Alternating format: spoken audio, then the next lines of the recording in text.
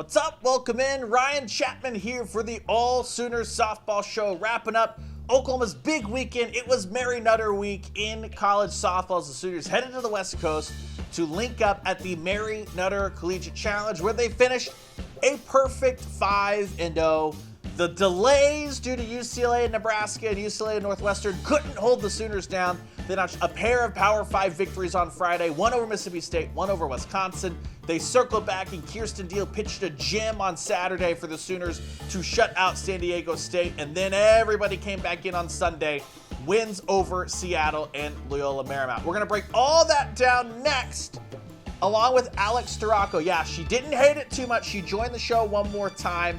She was boots on the ground out at the Mary Nutter, which is why I wanted to link up with Alex, get everything she saw as she was there in person, getting to experience everything. A little note, though, she was just coming in off a flight, and we had to do our Road to OKC radio show, so things are going to look a little bit different. We had to record this up at Franchise HQ, so apologies if you've gone accustomed to the map over my shoulder or anything like that. This episode's going to look a little bit different. We didn't want to just do it on Zoom when she got back home and we were going to be in the same room anyway. We thought it would be a better show that way. So stay tuned. Up next is my conversation with Alex Storako as she recapped everything that happened at the Mary Nutter Collegiate Classic here on the AllSooners Softball Show.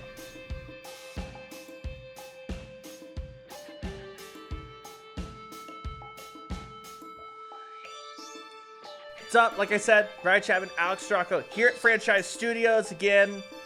Better to do this than a Zoom where like we'd be in the different rooms and the delay and all that stuff. But the reason I want to link up with Alex is she was in Palm Springs, Cathedral City for the Mary Nutter Collegiate Classic. Oklahoma, a perfect 5-0 weekend, wins over Mississippi State and Wisconsin on Friday. A late night on Friday. I think I filed my Wisconsin story at like 1:30 in the morning. It was like, I must die now and go to sleep. Circled back, Kirsten Deal, complete game shutout against San Diego State on Saturday, 7-0. Then a pair of run rules, one against Seattle in 6 innings, then the Loyola Marymount 5-inning run rule. Perfect weekend for the Sooners, Alex. What kind of stuck out to you? As Patty Gasso said, she wanted to see a different team, a more athletic team, a more intense team. Did you see that out of Oklahoma? Were some of the delays and stuff on Friday meaning that maybe the Sooners didn't quite hit the levels that you think Patty Gasso wanted to see out in Cathedral City? You know, maybe I think the Sooners maybe not have hit what she wanted, but I think they're definitely en route. I think they really turned it on a little bit more this weekend than maybe fans weren't ready to really buy into this past couple of weekends. So I love that Mary Nutter is always the pedal on the metal for the runs and the offense this weekend. And so you got that, you showed that, and I loved what the offense really had to bring this weekend. Yeah, it was kind of weird. To the point this season, you've had pretty consistent defense, I think. Like the hiccups have been grading on the curve of Grace Lyons is unbelievable, and it's not fair to hold every defensive play to the Grace Lyons standard. I think you had, I hesitate to say like poor, but it wasn't as crisp against Mississippi State and against Wisconsin. Same in the circle. It just wasn't as crisp as it has been. Not bad, but obviously a lot of base traffic, or a lot of traffic on the bases, the first 2 innings against Mississippi State. You had the strong start against Wisconsin, then allow Wisconsin to get a couple runs back, and then it kind of turned on. But I think one of the really encouraging things is that from the jump against Mississippi State, it didn't take any time. It wasn't like Washington where you had that lag in the Huskies go up, and there's a couple of innings where you're like, Oklahoma's bats, are you in Mexico? Did you make the flight? Like that is not anything that happened as the bats were on it, immediately getting Oklahoma back on the right side of things against Mississippi State, against Wisconsin. And it felt like that continued throughout the weekend, obviously, as they played some non-Power 5 competition. The San Diego State team, as you guys know, Super's team last year. Yeah, absolutely. You see kind of that transition, and I think a big forefront to that was Kirsten Deal's performance on Saturday against San Diego State. Like you said, a super regional team from last year. Nothing too shabby out of there. She had a full game, complete game shutout, which is a huge step for her and her performance. Just really coming back from that first game nerves, the first weekend. So I was excited to see that performance, and I feel like her performance really sure-footed the offense and really taking off.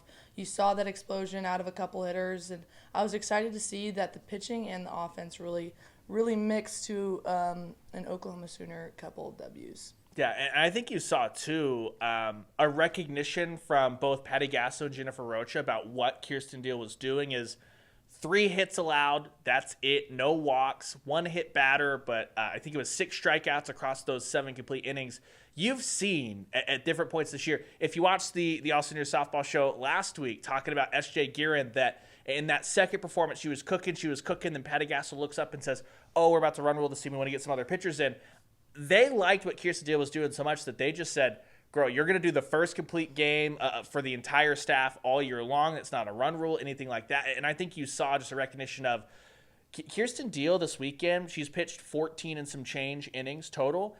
That's halfway to what she pitched all of last year. We've talked about this a bunch on the radio show, but it's one of those things where it's easy to forget. She pitched under 28 innings a year ago. She's halfway to that point. Still a really, really young, I hesitate to say raw, but still developing pitcher that to have those 7 innings and for Patty Gasso and Jennifer Rocha to just say, continue to build that confidence. I thought that was a really, really encouraging sign for where she's at weekend 3 into her sophomore year. Yeah, absolutely. And it's hard to find that kind of pitcher that it really steps up from the jump as a freshman and gets those innings and is locked down. So I've loved the development out of Kirsten Deal, not only from just being a role pitcher and developing into that and accepting that last year, but coming out and having these kinds of starts as she goes on throughout the season and just keep growing and getting better. I think that's all you can ask from a pitcher or even an athlete in total. And I was really excited to see that from her this weekend, and I really think it really capped off just the rest of the weekend from Saturday and Sunday in the offense as well. Yeah, and you got that offense in a big way on Sunday. Ella Parker with a couple of home runs on Sunday. Jada Coleman gets her first home run of the year on Sunday. I think it was Chris Plank that pointed it out. Basically the exact same thing as last year. She didn't have any home runs coming into the Mary Nutter. Finally gets one. I think it was game 13 last year, game 14 this year, and then that rocketed her to obviously career high. What kicked off what was a Player of the Year caliber season, a Player of the Year caliber campaign, even though it went to Valerie Cagle. No one, I think, is concerned about Jada Coleman, but you had that on Sunday. But you go back all the way to Friday. Kinsey Hansen was uncorking a couple. You had Tiare Jennings, who she's just so – she reminds me of I'm a Braves fan, right? And so I always would digest all the Braves content. And Freddie Freeman always talked about, like, when I got in batting practice, I'm never trying to swing for the fence, hit a home run. Like, when I make sweet contact, that's going to come. He always focused on situational hitting, and I feel like Tiare brings that same approach of so often when it's Tiare's great games, it's not the home runs. It's you look up and she's like, oh, she's 4 for 5 and has 5 RBIs because she's just 2 RBI double, 2 RBI double, RBI single. And I felt like you got that version of Tiare this weekend from the jump. Yeah, absolutely. You didn't see Tiare trying to press and getting that result fixated mindset at the plate. She really bought into that situational hitting, and that I was always told growing up, and even at OU, I remember JT saying it, that hard ground balls turn into line drives and line drives turn into home runs. And I feel like you saw that not only out of Tiare, but a lot of different Sooners this weekend. You have that situational hitting. You saw a lot of doubles this weekend. And so I feel like that's leading up just to an even more explosive kind of offense the next coming of weeks as you go into the opening of Love's Field. Feels like they're seeing the ball really well. Tiare now has 7 walks on the year.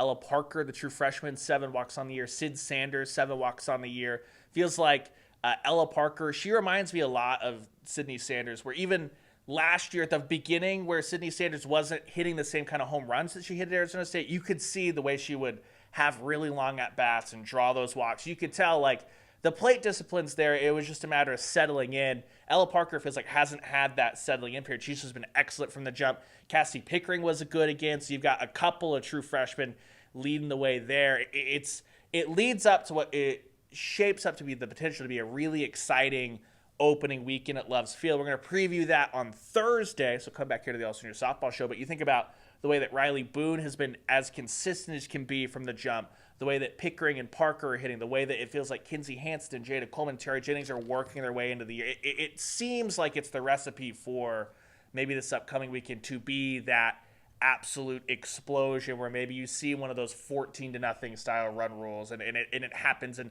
multiple big innings where fans are just like, yes, they're back in town, they're here, that kind of thing. Yeah, you just see that out of a lot. It's developing, it's coming, and it's just evolving. And And like his coach has always talked about too, you don't want to be playing your best softball in February, and I can't emphasize that enough. So as you go through and watch these games, you see them consistently getting better, and that's all you can ask for, and growing and just evolving as a hitter on the plate, but also as a pitcher too on the mound, and building different parts of your game to slowly be the best that you can be in June when it matters. Alex, you got the pleasure of seeing Oklahoma in person. There's only I feel like a handful of people that have got to see the Sooners in person. If you were lucky enough to make the trip to either Puerto Vallarta or Lake Charles or Palm Springs, was not me this year. As much as I tried, as much as I was like, I'll just keep smitting the budget. But as Oklahoma fans are able to kind of get their eyes on this Oklahoma team in person, Jada Coleman, the human highlight reel, right? Riley Boone and the biggest like gum chomp that you'll ever see, that kind of stuff. People know Tiara, people know Kinsey. Who are some of the players that maybe either Oklahoma fans are going to get introduced to this weekend, or maybe some under the radar players that you just love sitting back and saying, I'm going to take a half inning and watch this player because they bring just some sort of something different other than the show that obviously everyone comes to see? Right. The first one off the top of my head is for sure Alyssa Brito. When you see just her facial expressions, but also she talks to herself in the box. She is either so happy and excited, she's frustrated with herself, but she wears all of her emotions on the sleeve. And she's kind of a really fun just person and player to dive into, a little closer than just the grand scheme of things. Another fun one that I kind of experienced this weekend was Riley Ludlam. She got the start behind the plate against Seattle Sunday morning, and she was really fun to watch and just see her kind of step into that familiar space for her and just know that she's wearing the Oklahoma uniform and being able to laugh and smile and just perform in her way. She was just a character behind there, and I actually really enjoyed it. And so it's fun to watch her. She was really exciting, as well as I'm gonna say Boone too. I feel like everyone like sees her, but like if you really watch her, she talks under her breath all the time, and you just love trying to piece together what she's saying. She's chomping at her gum. This weekend she actually swung for a practice swing, and her gum fell out of her mouth. She caught it like on the swing and put it right back in her mouth. I'm like, that's kind of unsanitary, but as long as you're hitting doubles, that's totally fine. I'm okay with it. Whatever works. Those are a couple off the top of my head, and I know Boone and Brito are just infamous for also just having the best of times. If you guys were at the World Series previewing and getting that kind of hint of personality from them in between innings as well. So those are a couple off the top of my head, as well as pitchers too. May also comes to mind because she just is always kind of stoic, very just no emotion on the mound, but if you're taking a peep into the dugout, she is screaming off the top of her head all the time, trying to lose her voice, smacking any kind of thing that makes any kind of beat or rhythm to get the dugout going, and just acting like a fool. And I just know that proudly less than a year ago that I was alongside with her. So she's another one that I would definitely keep my eye on too. I've told you this before, but the Nicole May experience, so lucky enough to get to dip into some photo wells, try and take some art for the site, basically. And the first time I was like beside the dugout, it was a voice. I was like, someone is a maniac, and I feel like I never hear this voice talk. Like, who is it? And I like finally peeked in. And I was like, is that Nicole May? And then secondly, I was like, is that her right hand that she's smacking on? And I was like, she has to pitch with that hand tomorrow. I wonder what the conversation is like there, but it just an absolute like lunatic in like the best way as far as dugout personality, something that maybe we don't always get to see when she's in the circle because she's so calm, cool, collected. And I've been curious. We heard last year, one of the few asides that we got from Coach Gasso, the Alyssa Brito like voices that she does.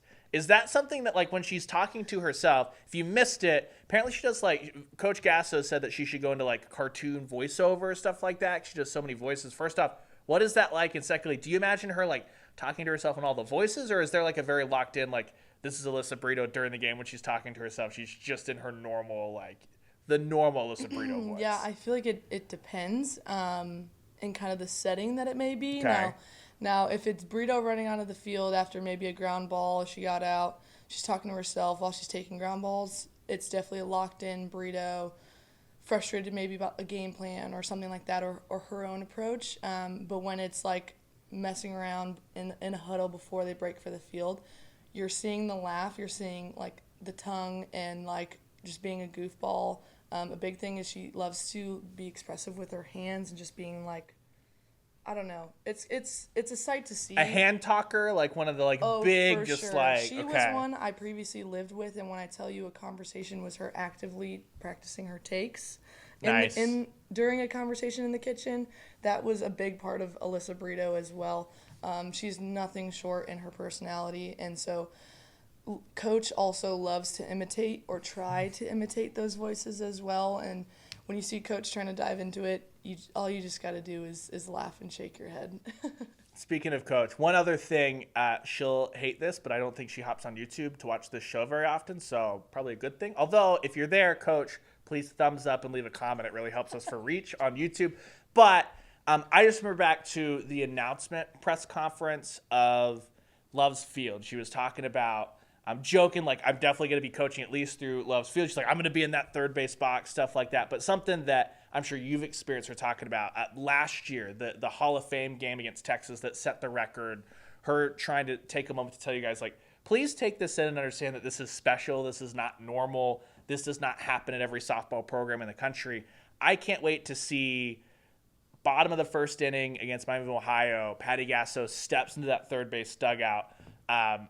I wonder how much she'll be, especially that half inning right before, just taking in everything that's going to be this weekend. We'll dive into a ton of Love's Field stuff on the Thursday shows. We really ramp up into previewing. But if I'm one of those lucky enough people that has a ticket, that middle of the first, bottom of the first, the only person when I'm telling you right now, when I'm covering the game, the only person I'm going to be charting is every little thing that Patty Gasso does, because I think that's going to be a huge moment for her as she's personally put so much into designing this stadium, putting her touch on this. Something that you guys should look after, as I'm sure that you know, it's going to be a big moment for her. Yeah, absolutely. I think, like you said, she emphasized it in the Texas game, but if you guys are frequent viewers, you'll also know and be viewers of the Championship Mindset episodes. And going off into this season, she really told the players to be able to stop and smell the roses was a big part of her quotes within the season. And so I think as she has grown into what has become of Oklahoma softball, she's not only just embodied that herself, but also just portrayed that to her players too. She told that to us many times last year, and I can only imagine how many times she's saying that to the players in the roster this year as well. Should be a ton of fun. Like I said, Thursday, noon, it'll hit the website. We'll be previewing. Tomorrow, we're going to talk to Tuesday, today, as you're listening to this. We're going to talk to Patty Gasso, talk to a couple players. Should be a ton of fun as we ramp into what will be an incredible weekend for not just Oklahoma softball, but the sport as a whole, as the Sooners are pushing softball another step forward. Love's Field is now the standard for a world-class facility for athletes across the country, and that's always a good thing to set those new high water marks so that hopefully here in 10 years you look across the country and you see 10 stadiums that are as good as Love's Field, not because that makes Oklahoma any less or anything like that, because that's 9 other programs that get to experience what it's like to have the full financial might, the full support, all that stuff. So it should be a ton of fun. We'll be previewing that a ton on Thursday. But Alex, thank you. Literally, she's just off a plane coming back from Palm Springs. She's very tired, so I'll leave her with this. If you're not following Alex, you do a ton of great stuff out there this season. Where can you find all of just whatever you do? Because you're a busy person. Very busy, but I make it pretty simple. It's just everything is at Alex Storako. Nice to have a unique name to be able to do that. I do not have that. But shout out to Alex. Appreciate her. We'll wrap up the show on the other side. Big thank you again to Alex. She had travel issues galore. She was an absolute rock star, though, made it in, and I'm so appreciative for her time as we got a great inside look at everything she saw. She was in the stands, feeling everything that happened. The first look in person to Oklahoma this year that really anyone has had. So anyone involved on the media side, at least, I know that she was out there. The Oklahomans, Ryan Aber, were out there at the Mary Nutter. That was the first time we got to see eyeballs on the Sooners, though. So I wanted to get that straight from Alex. No word yet on who we're going to talk to on Tuesday night as you watch this tonight. Recording this on Monday, obviously not sure what athlete, but we'll talk to Coach Gasso, a couple of athletes per usual, as it's a big one this weekend. Oklahoma preparing to open up Love's Field. It should be an absolutely incredible scene all the way starting at Friday, 11 a.m., the dedication, the opening, a couple of games Friday, a couple of games Saturday. We're going to preview everything that's to come on Thursday's AllSooners Softball Show, so make sure you're coming all the way back. And remember, allsooners.com, your best place for live blogs for you softball stories, game recaps, deep dives of the players, who they are, and of course the AllSooners Softball Show. So for all the great work that John Hoover, Bryce McKinnis, Ross Lovelace, Randall Sweet, and of course I, Ryan Chapman, do, be sure you keep headed to allsooners.com. And for the AllSooners Softball Show, we'll talk to you on Thursday.